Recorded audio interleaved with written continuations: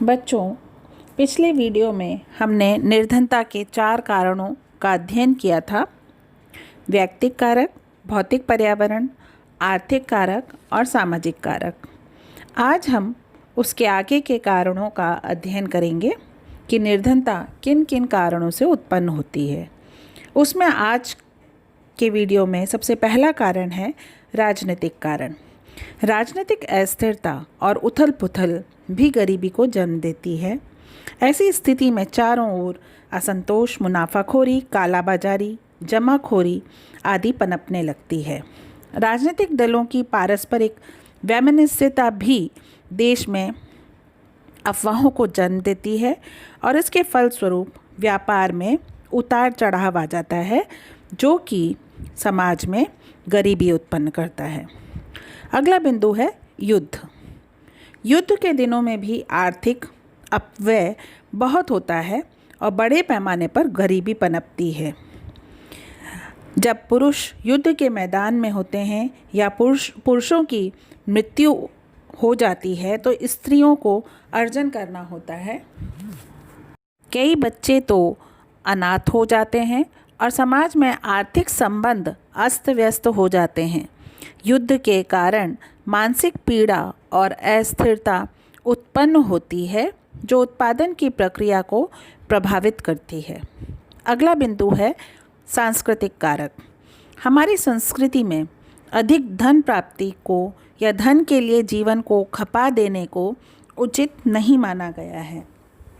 भारतीय सांस्कृतिक मूल्यों में सादा जीवन और उच्च विचार की बात कही गई है। अतः लोग धन के पीछे नहीं भागते, बल्कि जीवन की कम से कम आवश्यकताओं को पूरा करने में ही संतोष महसूस करते हैं। वर्तमान में भारत की गरीबी का जो उल्लेख किया गया है वह पश्चिमी देशों की देन है। गरीबी एक सापेक्ष अवधारणा है जिसे किसी देश और समाज की संस्कृति के संदर्भ में ही देखा जाना चाहिए। उपर्युक्त सामान्य कारकों के अतिरिक्त अन्य कई कारक हैं जो गरीबी के लिए उत्तरदायी हैं। उसमें हम अगला बिंदु डिस्कस करेंगे, बढ़ती जनसंख्या। भारत में प्रतिवर्ष बढ़ती जनसंख्या की बाढ़ ने भी गरीबी को बढ़ावा दिया है।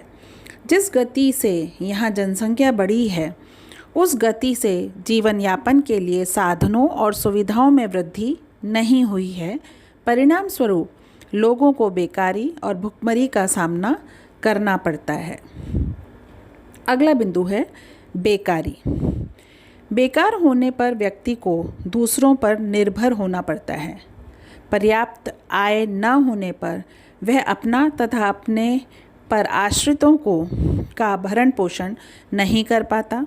उत्पादन के साधनों के अभाव में भी बेकार व्यक्ति अर्जन नहीं कर सकता और उसे अपनी आवश्यकताओं को घटाकर निम्न स्तर बिताने के लिए बाध्य होना पड़ता है।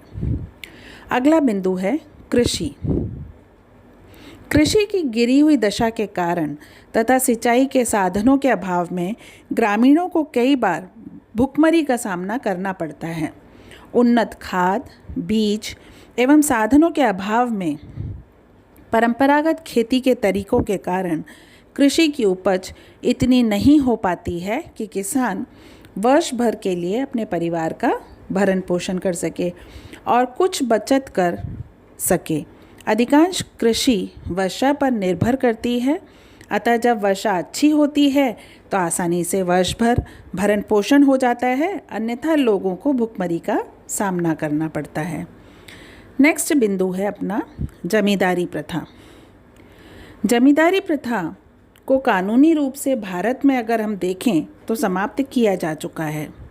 सीलिंग एक्ट द्वारा अधिकतम भूमि की सीमा निर्धारित कर दी गई है, किंतु अब भी जमींदारी प्रथा व्यवहार में किसी न किसी रूप में मौजूद है।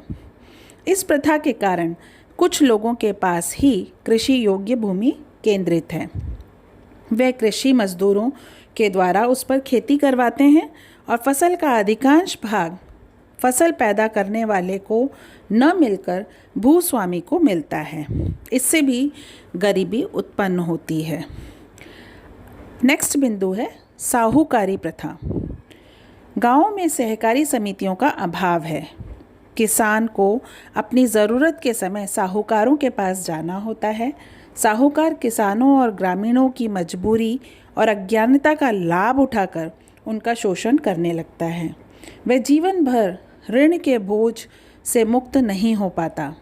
राजस्थान में अभी कुछ समय पूर्व तक ही सागड़ी प्रथा प्रचलित थी। इस प्रथा के अनुसार उधार लेने वाले व्यक्ति को उस समय तक, जब तक कि वह ऋण पुनः नहीं लौटा देता है, साहूकार के घर पर मुफ्त सेवा प्रदान करनी पड़ती है। साहूकारों के चुंगल में फंसने पर उनसे मुक्ति पाना बहुत कठिन था और गरीब सदा ही गरीब बने रहते हैं। आज का वीडियो यहीं समाप्त होता है। अगले वीडियो में आगे के शेष बचे हुए कारणों की हम चर्चा करेंगे।